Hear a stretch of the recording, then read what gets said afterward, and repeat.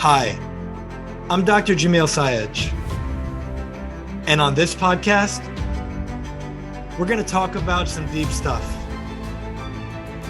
I'm here to tell you that you're amazing, and often, the only person who can't see that is you. No matter who you are, what you do, or where you're from, there's greatness in you. Let's talk about it.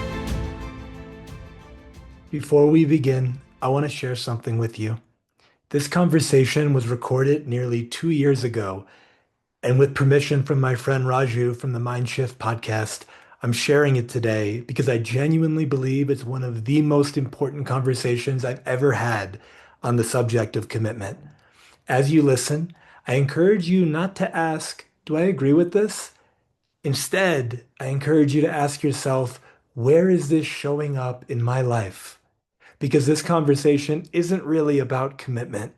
It's about integrity, ownership, personal power, and the often uncomfortable gap between what we say we want and what our lives currently reflect. Listen with an open mind and an open heart and a willingness to be honest with yourself. If you do, I believe this conversation has the power to change the way you approach your life, your relationships, your health, your business, and your future. I'm calling this episode What You're Actually Committed to and Why Your Life Reflects It. Enjoy. Hey everyone, today I'm going to talk to my favorite guest, Dr. Jamil Sayed, about something we kind of went back and forth on Facebook actually, about something he posted. I loved it and I commented on it and I said, hey, we should do a show about that, talk to people about that. So it's about commitment. But first, for people who haven't heard Dr. Jamil before, so he's multi-talented. So he's a doctor of nature therapy. He's also energy healer, coach, and also a meditation expert. So multiple things. So you can reach out to him, whatever you want to reach him about. He also has a new, essentially, I think, mastermind being set up, which he probably will share. So I guess, Dr. Jamil, kind of, I don't know, whatever else you want to share, and also your new group you're creating, the mastermind. If you want to share that too, please.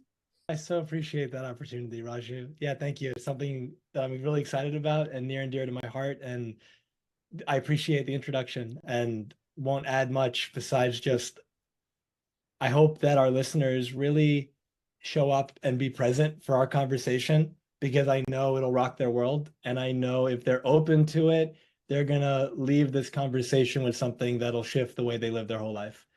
And as it relates to the group, so the group is called Ascension, and it's a beautiful group. And the way I designed it, it's a community of leaders, champions, and high performers who are coming together because they want to experience more happiness, more peace, more fulfillment as they're creating what I call an extraordinary life without regret. And just so I can define some terms, a leader, a champion, and a high performer, it's not something that you're born as that. Some people hear those words and they think, oh, I wish I could be that. A leader, a champion, a high performer is a choice that you make moment to moment. And my own definitions of it, yours may be different, but for me, a leader is a person that it's not about me, it's about we. I want to make a positive impact, a positive difference beyond just myself. It's my family, it's my company, it's my community, it's the world, depending on how big my vision is. When I think about a champion, this is somebody who says, I want to be the best there is at the thing that matters most to me. I'm willing to make the sacrifices and do what it takes.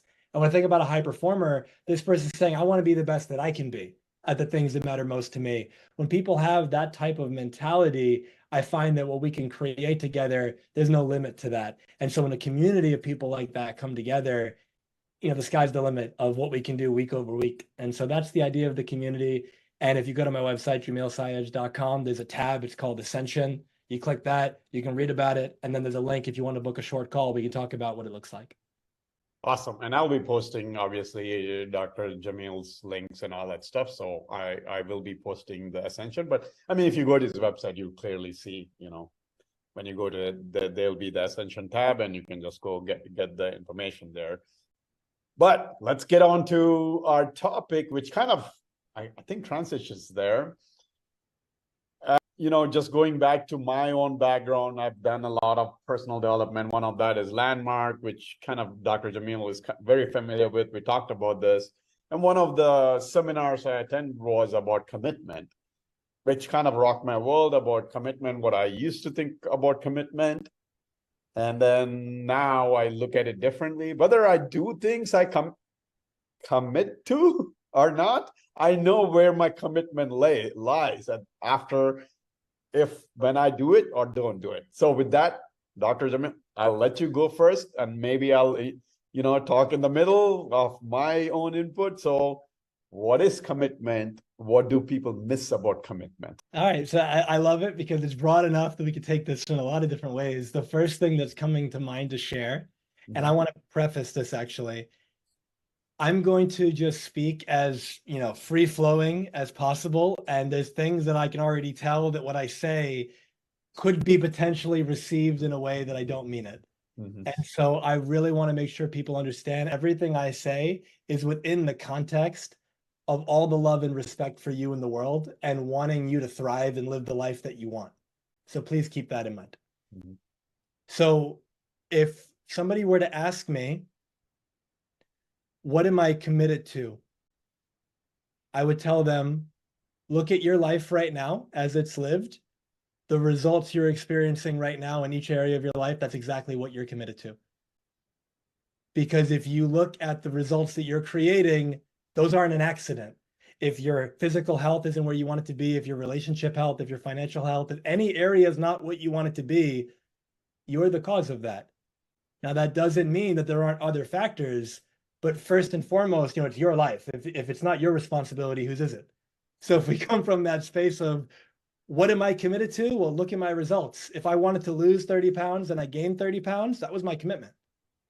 Because if I say, let me see your calendar, let me see your daily planner, let me see your bank statement, how you spend your money, how you spend your time, how you spend your money, how you spend your attention, your energy, that's what you're committed to.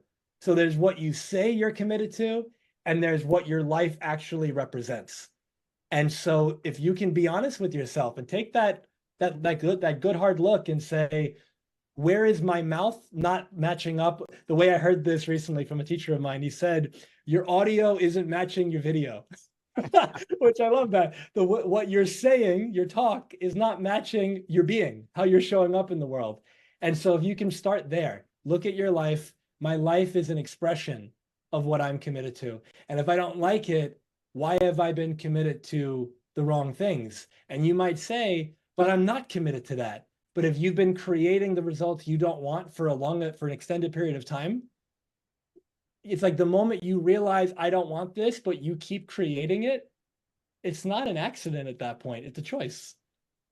And there's things called secondary gain as an example. Here's this problem that I'm experiencing in my life, and I don't want it anymore, but I keep repeating the cycle. Why? Because consciously or unconsciously, keeping this around is benefiting me at some level. Otherwise, I wouldn't keep it around. So very often secondary gain is what's driving this. But the point being, look at your world right now, whatever results you're experiencing, that's what you're committed to. And the moment you see that and you recognize, well, I don't like that, what do you want instead? And then what would it look like to be committed to creating that result? Are you willing to make that sacrifice? Because everything in life, it's about sacrifice. This idea that if I want something, I have to give something else up to have it. I'm either giving up my time because I can't do two things at once. So either if I say I really want to go on vacation tomorrow, and I live in New York right now, so it's like part of me wants to go to Canada and part of me wants to go to Mexico, but it's going to be tomorrow. I'm not going to do both. Like, I have to pick one. And once I make the commitment to one, I'm saying no to the other. Some people may have heard the word decision. The root of that word, I believe it's side. And side means to kill off. And so when you think of like genocide, homicide, suicide, that type of root in there. And so when you think of decide, you're cutting off whatever other options and you're going all in on the one that you choose.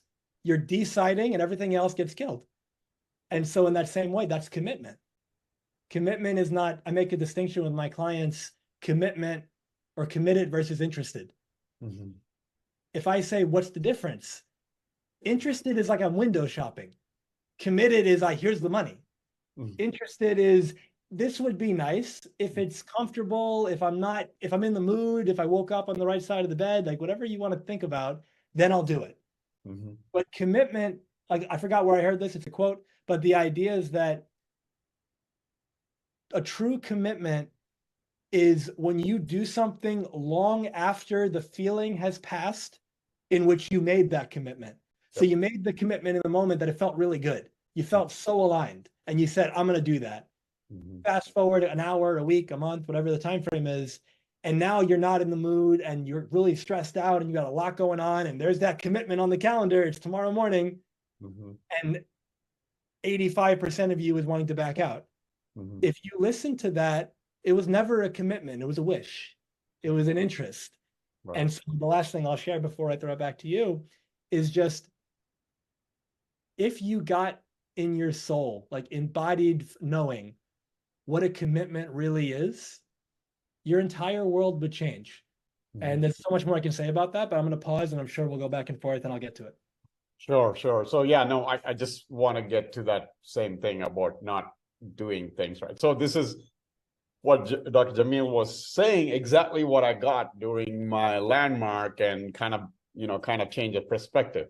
It doesn't mean everything I say I'll do will be done, but I do know where my commitment is when I don't do things now, right? I look at myself honestly and say, look, okay, yeah, I kind of want to do it, but really that's not where my commitment is. So that kind of leaves me with freedom, not to lie to myself or being frustrated about it. Oh, I didn't do this, I didn't do that. No, I wasn't committed to doing that. I had a different commitment, because the factor is, like, for example, my health, I'm very committed, and that shows up. That shows up every day. Every day. I don't pick up a phone. I don't check my phone for almost first 3 hours of the morning, because I'm doing my meditation, exercise, all that stuff before I even take a look at my phone. Yeah. That's because I'm committed to that. It doesn't matter. No excuse unless there is an emergency.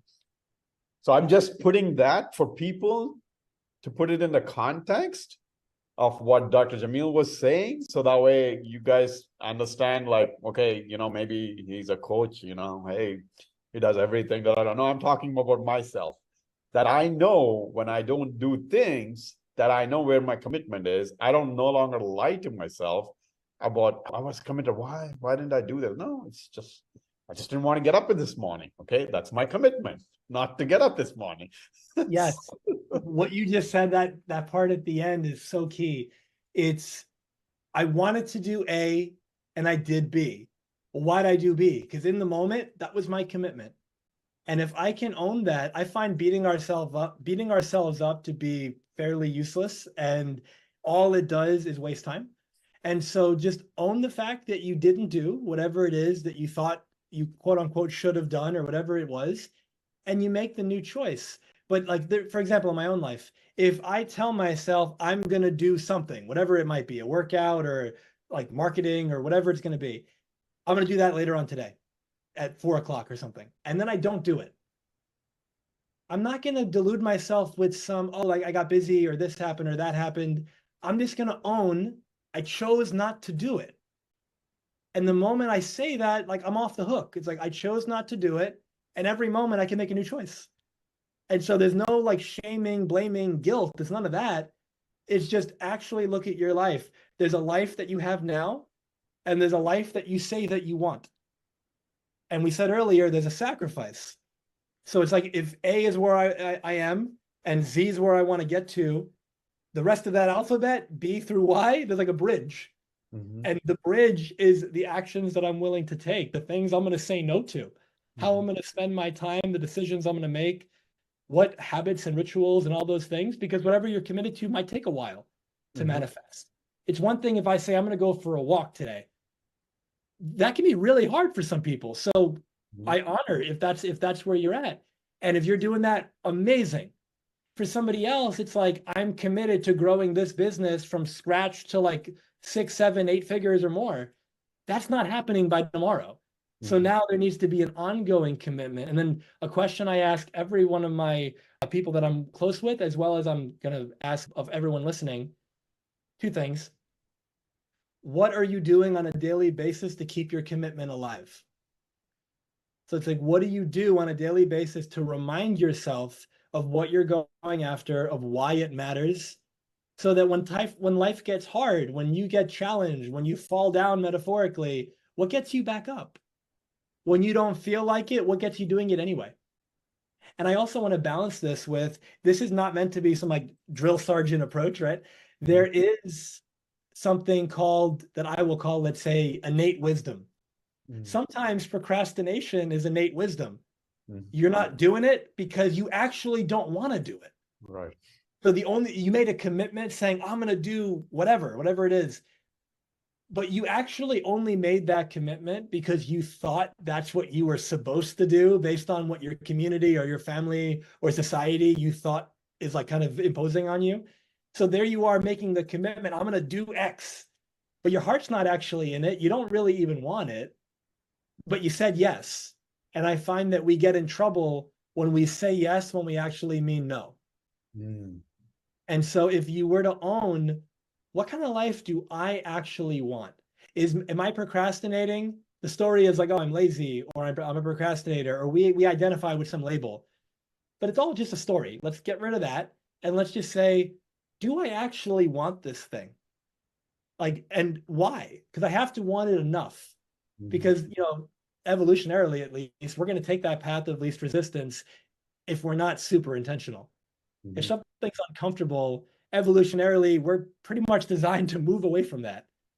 But we live in a world nowadays that there's times where you're going to do things, and at least the way that you're doing it might be uncomfortable at times.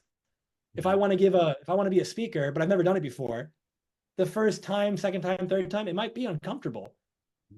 But doing it's going to get me the life that I want, and not doing it is just me repeating the story. One day I'll be a speaker, but I'm not speaking. I remember telling a good friend of mine, he told me years ago, my dream is to be a writer. He told me that for years. And I remember this guy's like one of my best friends, and we're really honest with each other. And he's telling me about all these courses that he's taking about writing. He's telling me about the books that he's reading about writing, but he's doing everything other than writing. Right. So I said to him, can I be honest with you? And we were having dinner, I believe, or lunch or something. And he goes, please. And I said, you're not a writer, you're a reader. And that hit him like a ton of bricks, and he got it. Because what do writers do? They write. What do runners do? They run. It's not rocket science. Whatever it is that you say that you are, do that. And so if you're saying, like, I'm a committed parent, I'm a loving spouse, are you being that? Like, you could say it, but what's the commitment? And where is your commitment when you don't feel like it anymore? Because if the commitment disappears when you don't feel like it anymore, it wasn't a commitment. And so one thing I'd love to just bring into this. So a word that I use up there with commitment is integrity. And so when I think of integrity, there's different ways it can be defined. One of my definitions is when what I think, what I say, and what I do are all in alignment. Another way of saying it is being my word. And so if I commit to you, the listener, and I say, so I'll give you an example. If you call me at 9 p.m. tonight, at the end of this interview, basically, and you say, hey, Jamil, I'm so sorry for the last minute call, and imagine we live in the same town. Could you take me to the airport tomorrow morning? And I say, what time? And you go, I need you to be at my house at 4:30 a.m. And I go, 4:30. And then I say, well, I'm going to sleep on it, and I'm going to see how I feel in the morning, and, I'll try. Yeah. And then we get off the call. And then your friend, your partner, your kid, somebody says, is Jamil taking you to the airport tomorrow? The most honest answer you could give is, I don't know, probably not. So what does that mean? Can you go to bed now, or can you just relax for the evening at peace? No, because you can't count on that. So you have to call somebody else. Until you get a yes, I'm going to be there, you're not going to be able to relax. So now let's say alternate reality. You call me, same setup, and you say, will you take me to the airport tomorrow morning? And I go, what time? And you say 4:30. And I say, Raju, I will be at your house at 4:15. I'll have like a coffee or a tea or whatever you like in the car with me, and we're going to have a great trip. Mhm. And you get off the call, and whoever says, is Jamil taking you to the airport tomorrow? And you go, yep, we're all good. Think about the feeling that's different in those two scenarios when you hang up the phone. One of them is, like crossed off the list, checked off, I got a ride. Mhm. The other one is like, fuck, what am I gonna do? Pardon the language. But coming from that space, it's like, you gotta be, you don't have to be, but if you want to represent integrity, you have to be your word. Mhm. Like, what does your word mean? Can I count on your word? I love the perspective of, let's say, a bridge. A bridge has what we call structural, a bridge that's well made, has structural integrity. Mhm. And so, meaning you can drive across this thing or walk across this thing, and you might be afraid it's going to fall, but 99 times out of 100, it doesn't, even more than that. But the point being, it almost never falls. Why? Because it's made properly. So when it's made properly, structural integrity means I can count on it. So I can drive across it with no fear. Mhm. Is your word like that? Can I count on your word that you said you were going to show up for me, and I can bet the farm on it? I can put all the money I've got on this because I know you're going to keep your word. But the thing is, in my experience at least, and I know people don't do this intentionally, the vast, vast majority of the time, but the vast majority of people aren't their word when it's time to be their word. They say one thing and they do another. One example that came up for me several times in the last couple of months, whether it's a family member, usually it's family, but a family or a friend or something, somebody might say, hey, we should get dinner this week. And I'll say, I'd love to. I'm available Tuesday and Thursday night.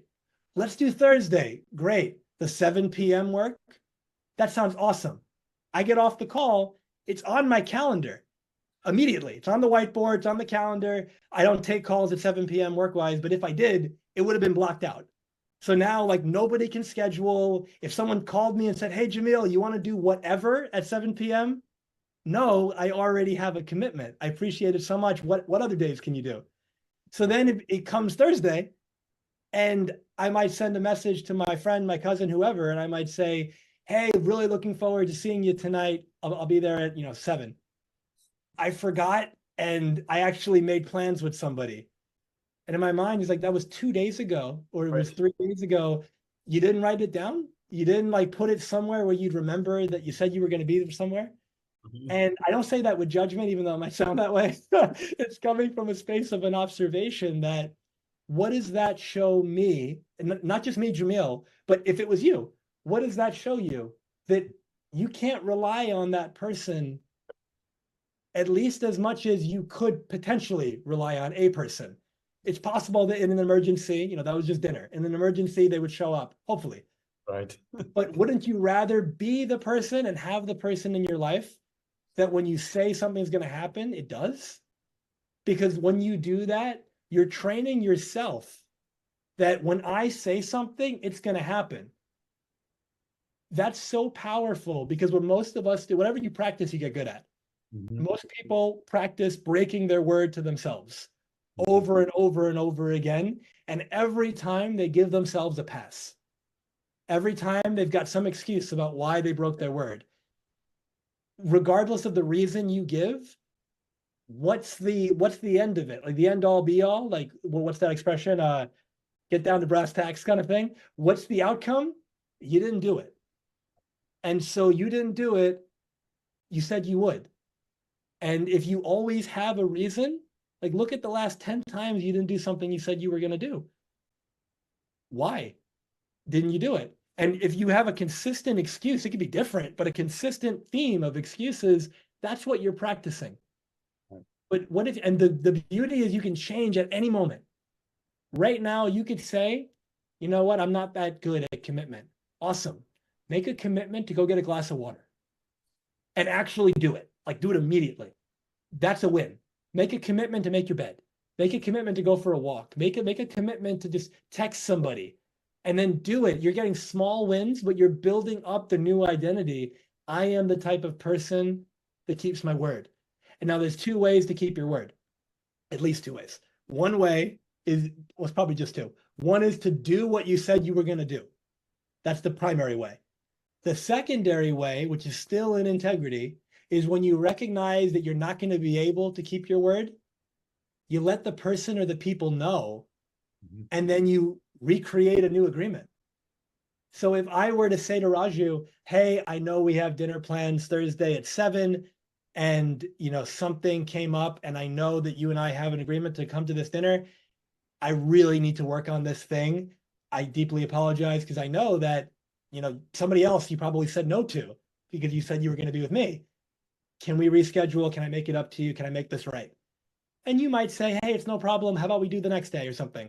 Or you might say, yeah, I appreciate that because that does inconvenience me because I said no to other things to do this with you.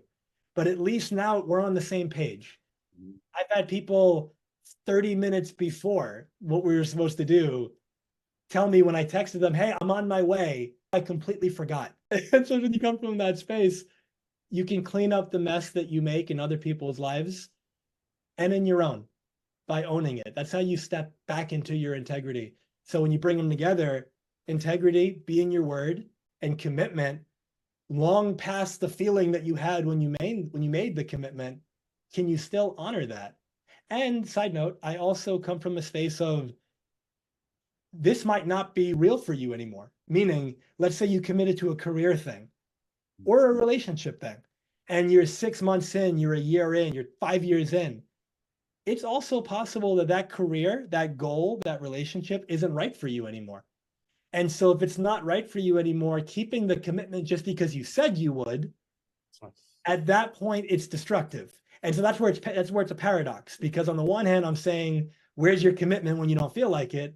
And on the other hand, I'm saying, if you really don't feel like it, you shouldn't do it. But this is the nuance. If I don't feel like it, but I do genuinely want the outcome, honor the commitment and do it anyway. And hopefully you can shift the way you're relating to the situation so you can actually enjoy it and want to do it. But the flip side, I'm not feeling like doing this, but it's actually because it's not my path anymore. I'm making a pivot in my life and my career. I'm not going to live here anymore, whatever it is. This isn't an authentic yes anymore. At that point, the greatest thing you could do is clean up the mess, say no, clean up the mess, and then say yes to what's authentic for you.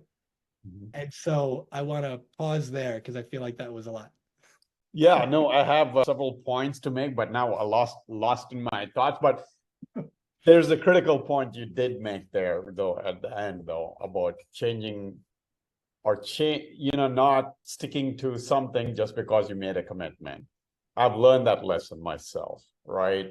In the sense that relationship-wise or something you committed to doing, you thought it was great, but then you go along, you find out, oh, this is not the one I wanted. I mean, yeah, I made it where I give my word, and I'll usually, always think I'm my word, but I guess, yeah, I got, it's not.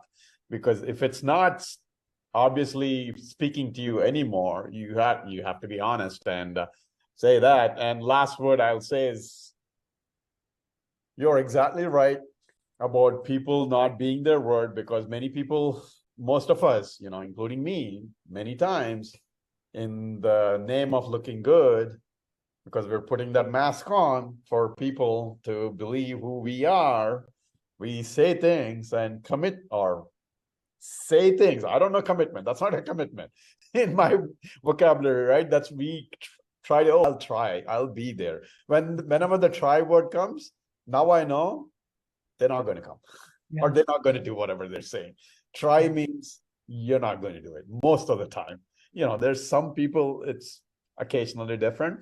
But anyway, talking about that. So if, the whole going back to the commitment thing, if once you start becoming honest with yourself, at that point, it doesn't become breaking a commitment when something is not speaking to you.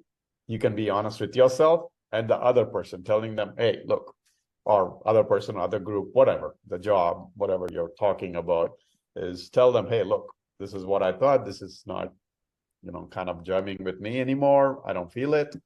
I don't want to do it anymore. Whatever that is, being honest, whether it pisses them off or not, that's a different deal. Doesn't matter, because you got to do the right thing. So anyway, with that, yeah, there's a few things to go off of what you just shared.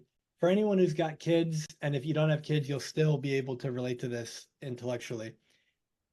When you say to a kid, hey, like, we're going to do this, and they look at you and they say, do you promise? The moment you say yes, and this is assuming like you've kept promises up until this point, the moment you say yes, in their mind, it's done. Like, they're counting on this. What's the, at least stereotypically, what's the thing that you hear when you don't deliver? But mom, dad, you promised. And then as an adult, you're trying to rationalize but yeah, but like these things happened. But as a child, all they're hearing, you didn't do what you said you were going to do. So then what happens the next time you say, yeah, we'll do that, I promise? They might say, like last time, you promised last time too, and you didn't do it. So immediately you just went from superhero to villain. You went from like, my word is my bond to I can't count on you. Right. And when you play in that realm, it's like, it's kind of black and white. And so the other thing to be with as well, I just mentioned kids. So think about it like this. Anyone who has kids, and if you don't, you still relate to it. If I were to say to you, will your kids or your child starve? First answer, yes or no. Everyone says no. And I might say, you sound pretty sure. Like, how do you know that? And they go, well, my kid's not going to starve. I mean, I'm not going to let that happen. Yeah, but what if like your favorite grocery store is closed? I'll go to another one. What if that one's closed? I'll go to another one. What if they're all closed?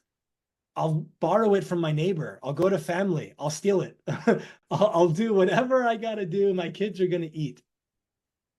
Now, that is a true commitment.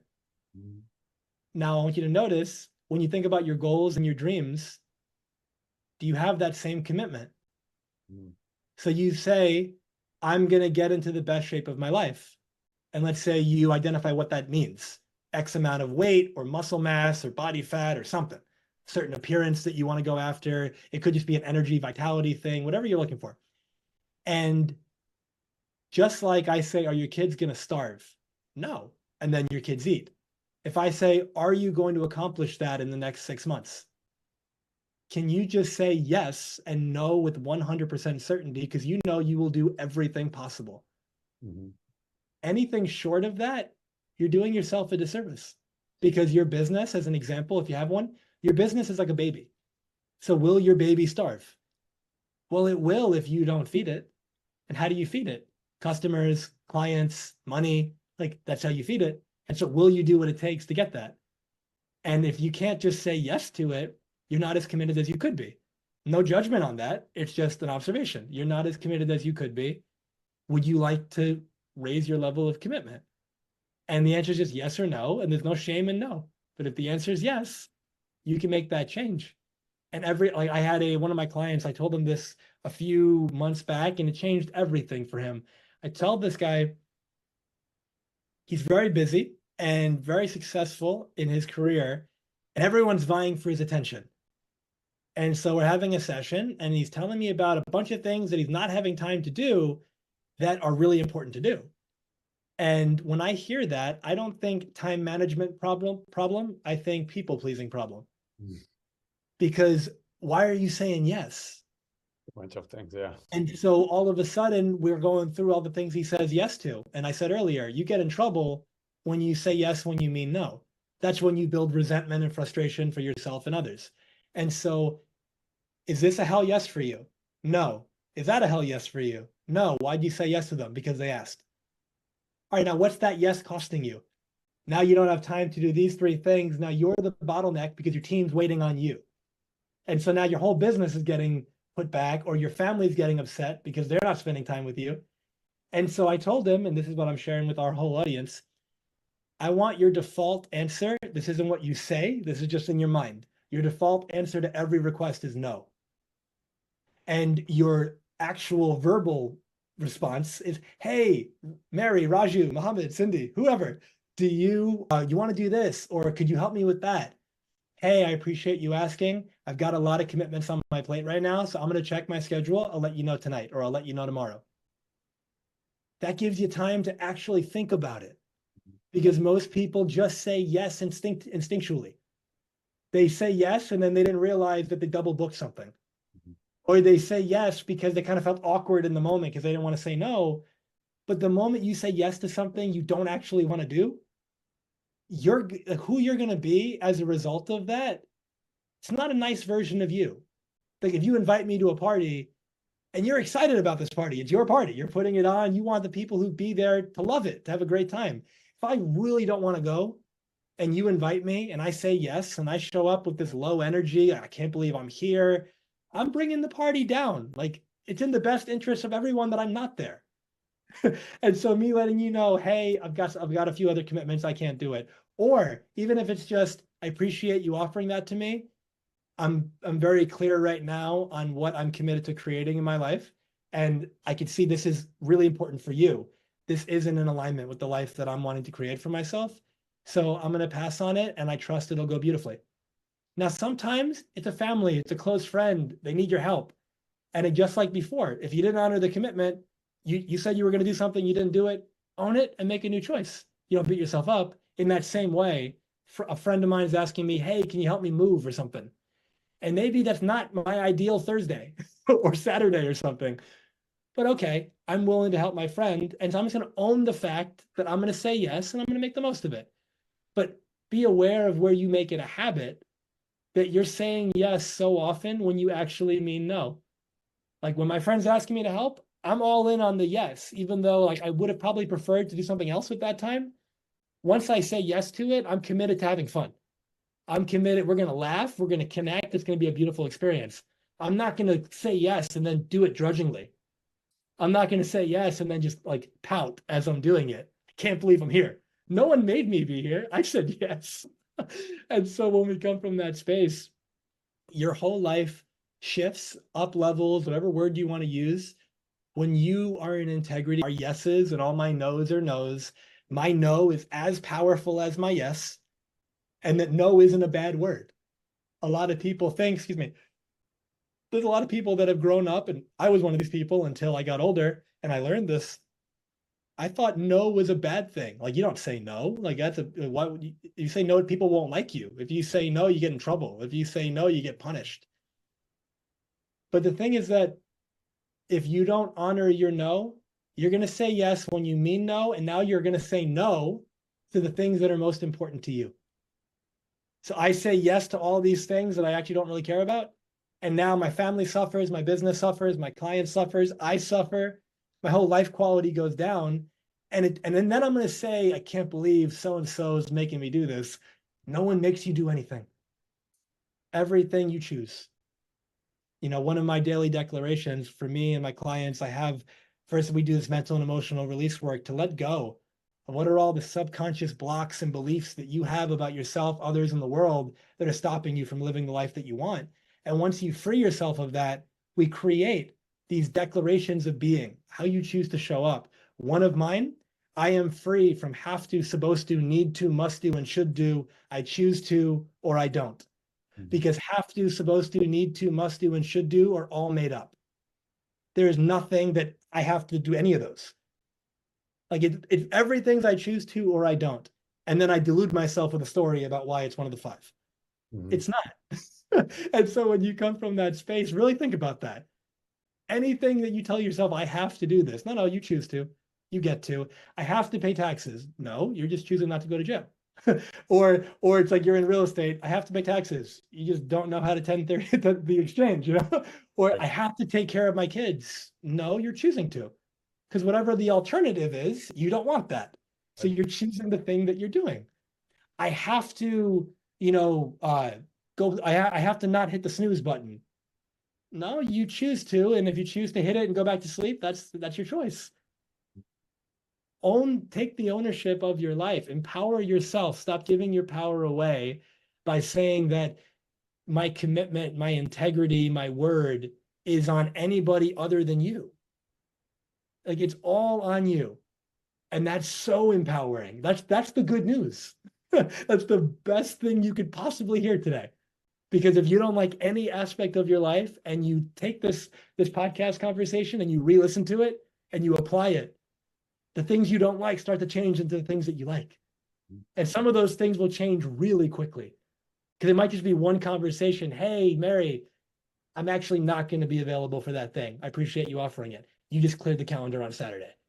And now you feel so relieved because your weekend, you were dreading it. It's like you can fix it right now. Where are you out of integrity with others and where are you out of integrity with you? And when you fix that, it is truly incredible what happens in your life. Awesome. I don't know if there anything else need to be said to wrap it up. So that's, number one thing is I've learned, just to add to it, is saying no. Although sometimes sometimes I do commit to or overcommit to things. Still, that pleasing part is still there sometimes, whispering in my ear, like, oh, they'll feel bad, whatever.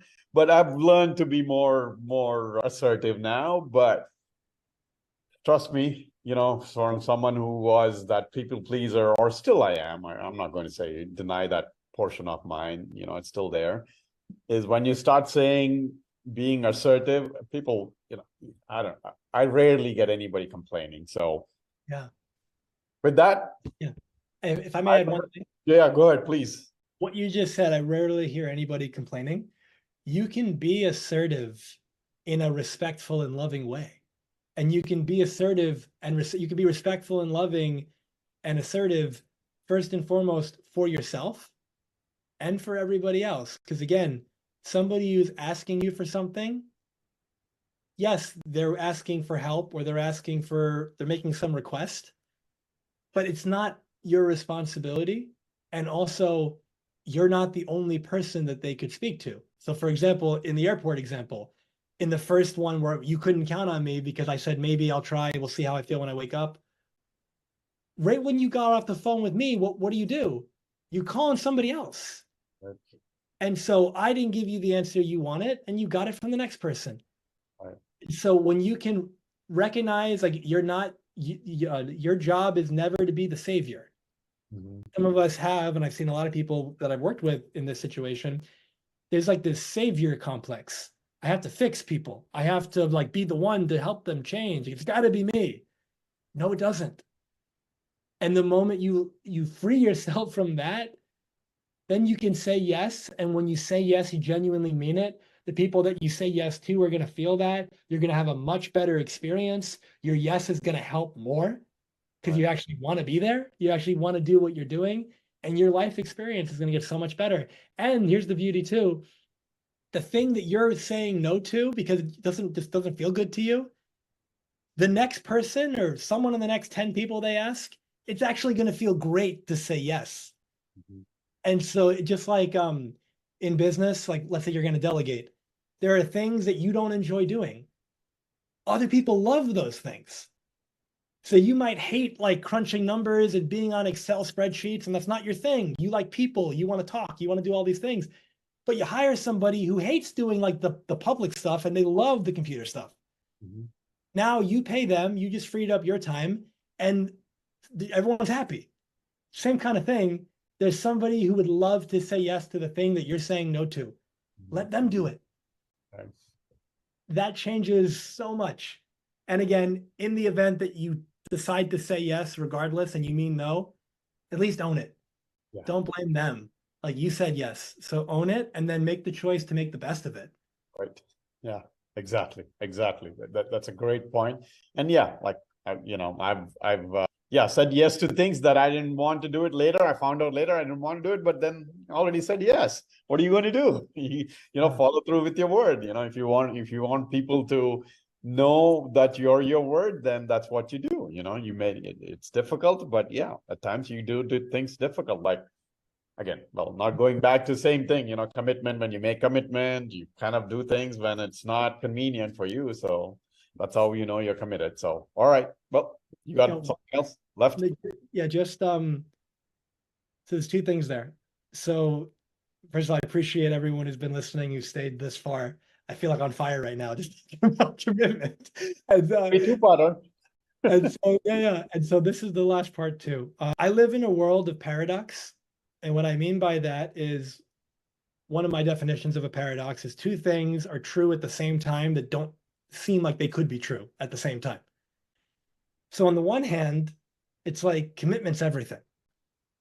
And on the other hand, me breaking a commitment changed my entire life, and it's the reason why I am where I am today. And so without going into my full story, anyone who's heard my story, when I was 19 years old, my father had a brain aneurysm. I was home, broke a door down to get him out, and he survived 3 extra years as a result of that. And that experience changed my entire life, and it's why I do what I do today. That was like almost 11 years ago. Now, fast forward, that was on a Sunday. Fast forward like Tuesday of that week, I'm in college, I'm part of this pre-med group, and they asked me, we're in the Bronx in New York City, would you go to Albany with us, the capital, to fight to keep our funding? You're one of the students in the group, we'd love to have you. I said, yes, I'll be there. We're leaving Friday morning, we're coming back Sunday night. Wednesday-ish, Tuesday, whatever the day was, a couple days before, I started getting this feeling, something's not right, don't go. And I didn't know what that was. I brushed it off. I made a commitment. Next day, louder, something's not right, don't go. Still brushed it off. I made a commitment. The next day, it's yelling at me. We're leaving tomorrow. Something's not right, don't go. And it felt so strong that internally I knew I can't ignore this. I sent an email. Hey, I'm so sorry. Something came up. I won't be available this weekend. Now, when I wrote that email, nothing came up outside of this feeling. I didn't have anything planned. So I didn't go.